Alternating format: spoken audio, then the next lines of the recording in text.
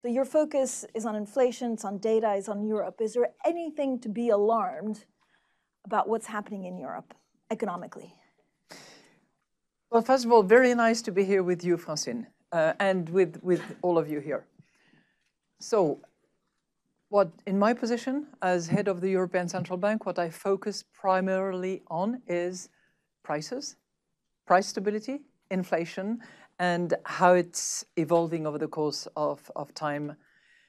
And at the moment, we are not totally unhappy with what we see, because it looks very much that inflation is on the right track of disinflation. You know, we come from very high numbers, as high on average for the whole of the euro area as 10.6%. And the latest reading we had for the inflation in September was 1.7. So, you know, those numbers are relatively reassuring. They are only a number, and we're not looking at one data point, as I have said repeatedly. We're looking at a lot of data to make sure that this disinflationary process continues to be well on track. But, you know, we also have to be cautious, and you know, we cannot jump to conclusion that, okay, done deal, we've broken the neck of inflation. No, and I think caution leads us to look at all the data that are coming in, whichever form it takes, whether it's survey indicators, as we had a lot of that in September, or whether they are more model derivated as when we have projection exercises. And we will be looking at that and continue to be data dependent, but of course, cautious and not jumping to conclusions. So when you look at inflation, could you achieve your target a little bit earlier than expected? That would be my hope.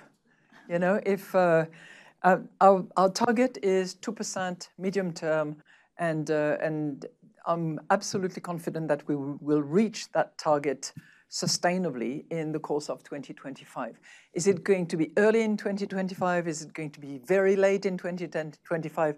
I think it really will be determined by data, by the state of the economy, by energy prices, by the transmission. You know, we look at three components. We look essentially at inflation outlook, we look at underlying inflation, we look at transmission of our monetary policy. And on the basis of that sort of three pillar analysis, we can assess whether we are definitely on track and when. Do you think it's a little bit sooner? I mean, so we, of course, at Bloomberg look at every single word. Yeah, no, I know. So I'll be quiet now. First quarter, second quarter, or is it just too soon to say? I think it's too soon to say, because I wouldn't be loyal to our principle of data dependency if I was to tell you it's going to be on such time in the course of 25. I think we all, governors of the Governing Council, and I'm sure you will be hearing lots of them in the next few days because they will be on air very much. I think we are all confident that 25 is the year when we reach our target on a sustainable basis and with the medium-term caveat that I have mentioned. But we have to be attentive to everything. You know, we have energy prices that are low at the moment relative to where they could be. We have services going slightly down, but not much. We are still at 3.9% in the last reading, and we have to pay attention to domestic inflation. That is the segment of inflation that is proving resistant. And domestic inflation is largely based on services. Services in itself largely labor intensive. And we have to, as I said several times, we have to be very sharp in our analysis of the nexus between wages, profit, and productivity. That three-pillar platform will be very indicative of where services prices, which will inform domestic inflation. You could have a situation where not all inflation indicators fall at the same time, right? In the next couple of months, would you still feel comfortable if only some of them reach 2%? With the trend going that way? You know, if you want to have an average of 2% medium term, and you know that, for instance, the inflation of goods at the moment, at least based on the information we have, is 0.4, by necessity, you will have other components of your inflation measurements which are higher than 2%, because we think in terms of average number based on the proportion of products, services in the inflation basket, if you want to call it that way. So not all elements will have to be at 2%. We will need to have headline inflation at 2%. That's the target that we have set for ourselves. But where you have a point, I think, is we need to be as granular as we can in the analysis of inflation of services, because that is the one that is tricky and resistant. And we have to pay attention to what is sort of structural, what results from latest developments, what those latest developments indicate. Are those elements sort of what we call latecomers? For instance, if you think in terms of insurance generally is, the premiums are renewed on an annual basis. Those are the ones that we call latecomers, because they will increase their prices at the end of the year. We need to do the same analysis with wages. The beauty of Europe is that it is diverse, right? Okay. In some countries, they renew the collective bargaining agreement on an annual basis. So there is a relative regularity in the increases. In other countries, they will renew the collective bargaining agreement every 2 or 3 years. And there is a catch-up element. So we have to really, we have to do that granular analysis, which will inform where it's coming from, how long it's been in the making, what is the catch-up element about it, and how lasting it is for the future. So we need to look at information from the past, which is relatively stable, to see how it informs our assessment of the future. We do all that. But so if you look at the economic blueprint that we're seeing for the moment in Europe, so inflation is coming down, wages are rising, the economy seems to be holding up, but what's happening with consumers?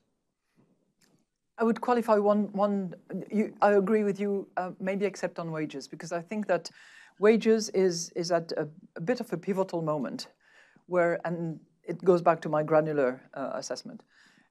If you look at compensation per employee, it is beginning to go down a bit.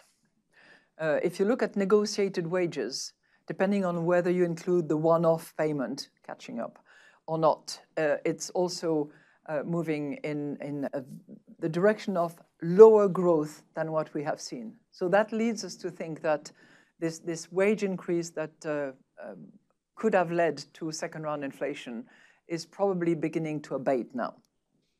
But coming back to your consumer point, that's a really interesting European phenomenon. I think our narrative, the narrative that we gave in September, which is the fact that recovery will be driven by consumption, because the real income that households have or that corporates have to invest has improved over the course of time, that still holds. The timing of that is being extended. And the European consumers certainly, in general, do not have the same propensity to consume than the US consumers. You know, it's often said that, oh, as long as the US consumers consume, the economy will do fine. The European consumers are not on the same page of active consumption, I would say. And if I look at Q2, consumption has actually gone down a bit. Although real income, disposable income, had increased. And savings in Q2 again had increased. So it's as if, on average, the European consumer was sitting there looking at his real income increasing, looking at the world out there, looking at the war at the doorstep of Europe, looking at developments in the Middle East, looking at the political uncertainty around and thinking, well, I might be better off saving a bit more. And who knows, I might cut a good deal with my bank because the banks are still offering not generous, but possibly attractive rates for time deposits, rather than consume. Do interest rate cuts help with that? Should they actually, or is it transmission mechanism taking longer than expected? I don't think so. I think gradually reduced interest rates are being transmitted, and our monetary policy is traveling to financing, to the activity, and ultimately to inflation. So it should encourage spending, whether by way of consumption or investment. But on investment, we're not seeing much at the moment either. Are you expecting it to pick up, or are there particularly weak countries that give you worries? Well, there are countries that currently are not performing spectacularly. When are you expecting them to pick up again? Well, I think a revision of the business model and a collective endeavor to support the economy would be helpful, including, public spending. But there's no real sign of that coming in some of these countries. Well, nécessité fait loi.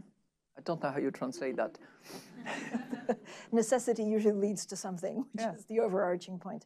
Madame Lagarde, when you look at monetary policy, so the markets really expect quite a lot of incremental interest rate cuts until April. Are they right? It's their analysis. As I said, disinflation well on track. Have we broken the neck of inflation? Not yet.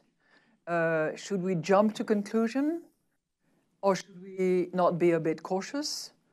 And as data dependent as we have committed to be, I think is our determination. Now, markets have their own way of looking at things, and they're playing with other people's money, and the more they make, the better, I guess. So my objective is price stability. So markets could derail a bit of that if they misprice things. Do you just ignore markets, or do you try and guide them to something? No, we don't ignore anyone. We look at what colleagues do around the world, what impact it has on us. By necessity, we have to factor in to our models what markets anticipate in terms of rate curve, but it's not to say that we are market dependent. Far from it. But it's a component that we take into account. Yeah. What would it take you to do 50 basis point cuts?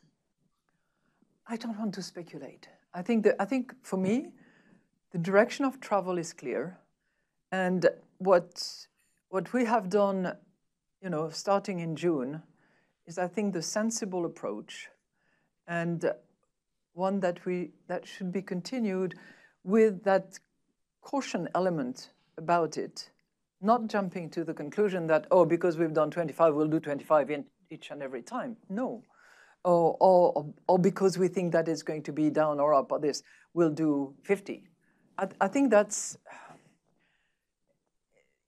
not called for, given how we are trying to really be solid in our analysis and be both data dependent, but also applying judgment and trying to look forward. And we need to scrutinize and be as granular as we can, because we are getting closer to the point where hopefully the economic situation will be in the right equilibrium. But to jump to conclusions and you will have people the whole week saying, it should be 50, it should be 25. No. Direction of travel, clear. Pace to be determined on the basis of backward and forward-looking element, using the 3 criteria and applying judgment. I think that's how I see it. But it's a collective endeavor in Europe. I'm lucky to have plenty of very smart governors around the table, and my executive board members. Everybody has a view. Everybody does have a view. Yeah. When is the right time to start thinking about being less accommodative? I don't know how often you get asked about the neutral rate, or whether it just gets... Very often and invariably I say, I don't know. Because it's not an elusive concept, but it's one that is, first of all, pretty complicated to articulate, and that is based on multiple factors, including productivity, aging, the impact of climate change, and all the rest of it. So if you were to ask me today, where is it? The honest answer is I don't know. I think fair to say, and credit to the research of the ECB, which is not the line adopted by either myself, the Executive Board, or the Governing Council, but I think their conclusion is that it's going to be lower than where it is today, and it's probably going to be higher than where it was anticipated to have been prior to COVID. So anywhere in between. That's a big range. I know it's a big range, but it's not like a mirage, but it's something that you can see, perceive, and identify the closer you are to that element, because it's an equilibrium where you have the perfect economic conditions, employment at potential, growth at potential. But we are not there for sure, and we are still restrictive, and will continue to be for as long as it's needed to get to that point. I know that your mandate is only inflation, but we had the Draghi report, of course, on competitiveness. It was pretty alarming. Draghi is former president, so he comes into your fold. I mean, he was pretty alarming, actually, in what Europe needs. No, I think that he was alarming in his diagnosis of where Europe is at, and I think I said it was alarming and fair or just. I forgot what I used. Because I think that he has conducted, in his position as retired president of the ECB, retired governor of the Banca d'Italia, retired prime minister of Italy, he had this sort of paramount vision, holistic vision, if you will, of how Europe functions, what's missing, where are the gaps.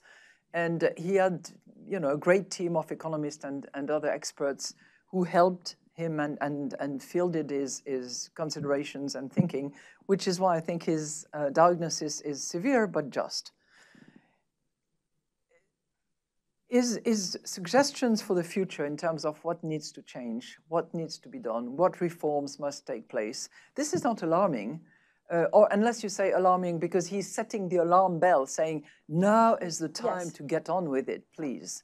And he's better equipped than anybody else to do that because he's been there, he's done it, he's seen the procrastination in play in those European leaders' council meetings. And I think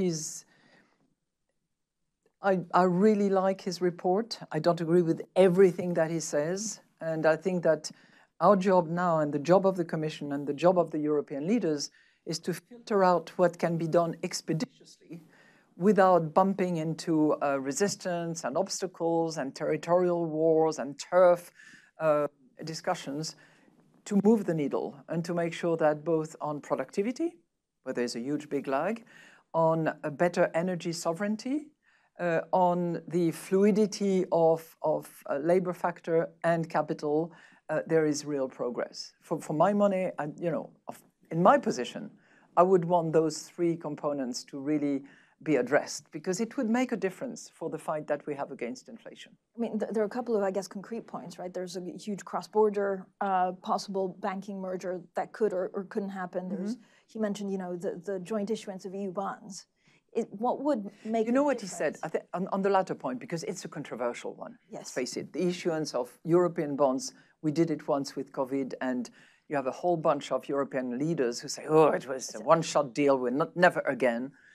So it's a highly controversial element of his report, which is why it's being picked up by media and others. He himself said at the Bruegel Institute, which is pretty thorough and deep into these matters, he said, you can read my report, take my report, move on with it, and take ownership without that chapter. Forget about the debt issuance. If it's going to be a battle between the Nordic and the Southeast, and forget about that. But do the rest, and I think he's right. Would you be in favor of bank consolidation to almost signal that actually Europe means business? There's two particular. I think productivity is the key battle, but it's not directly related to what we do. What is directly related to what we do, because of monetary policy transmission, notably, and because of the financial stability without which price stability will be an illusion, is number one, capital market union, and banking union. Banking union, you can think of three pillars. Two have been built, and the third one is missing. So that's what, the EDIS, which is the European Deposit Insurance Scheme, does not exist yet. So every country is on its own, and that needs to be addressed. My colleague Joachim Nagel actually this morning committed a nice op-ed on that, and I'm delighted that he did. And capital market union, we have in some areas, post-market infrastructure, we have 27 different backbone. That doesn't work. Or it does. No, I shouldn't say it. It works, but it is suboptimal by a long way. And one of the strengths of the US market has to do with the capital market that is vibrant, deep, liquid, and I think much more easily accessible than it is in Europe. Is I guess the window for Europe to get its act together narrowing? I mean, we also sit, if you're European, between the US and China. The IMF also. You could argue that it's a strategic place to be in. As long as? As long as it is solid and strong enough to stand with its own sovereignty and its ability to keep the savings at home. That's one example. There is so much European savings that travel the world because they don't have an instrument or a market in which to invest. But what are you optimistic about going forward? I know there's, we talk a lot about tariffs, we talk a lot about trade also being rebuilt now because of geopolitics instead of economic advantage. That must make it harder for Europe. Well, first of all, there is a lot of trade that takes place within Europe. It's not necessarily well accounted for, but there is a lot of goods and services movement within Europe that can be improved significantly. And you need to look at the Letta report in addition to the Draghi report. And Enrico Letta, former prime minister as well, makes the case for better European integration. Remove some of the obstacles, do away with some of these multiple licenses to operate, the prior authorization here, prior authorization there, and have a real integrated deep market, one of the largest in the world. But we keep procrastinating about little boundaries everywhere. So that integration will increase, in my view, the trade that is within Europe. And I think it will also encourage investment in Europe because investors look at the general terms, the tax regime, but they look first and foremost, what is the market? Where will I sell? Is there a deep and wide market? What scale can I get as a result of my investment? So I think that a lot is in our hands. I don't like restrictions to trade. I'm a former trade secretary for my country in France, and I just know how much trade can bring in terms of competition, in terms of added innovation, in terms of elasticity. I think trade is helpful, but the trade conditions have to be fair. They cannot be constantly subsidized in a very opaque and unfair way. I was going to ask you, so we recently had an interview with a US presidential candidate who said tariffs was his favorite word.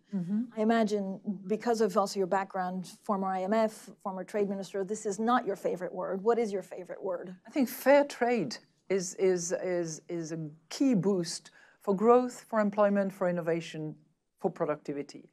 And I would say that it's something that we should not throw away because in any period of time where this country, the United States, has thrived, were periods of trade, not periods of I'm going to retire behind my boundaries and play at home. No. I mean, there was a big UK media outlet that called the US economy the greatest economy on earth right now. I mean, would you agree with that? Where does it leave the rest of the world? I think it depends where you are on the social ladder. I think you have to go further than look at the sort of aggregate numbers or the average numbers. It depends on where you are on that ladder. If you are at the bottom of the ladder, if you have small job, not much by way of income, I'm not sure that you think of, being in the first and best economy in the world. So everything needs to be considered. But it's a case that the US, for instance, has very high productivity, has a very vibrant tech sector and has had it for a long time, so it has capitalized on it since the beginning of the 21st century, and that there is a lot of catch-up taking place at the moment. But I think you cannot look at that in isolation. You have to look also at the people. And I think if you look at the Gini coefficient, which is probably not the best way to measure inequality, the US is not doing so well from that perspective. So it's also a question of spreading and distribution so that all people can benefit. Sorry, I'm being political now, forget it. But do you worry about central banks being political or being dragged into the political sphere? No, because I think there is a huge resistance to that in the decisions that we make, despite what is being suspected here or there in any place in the world.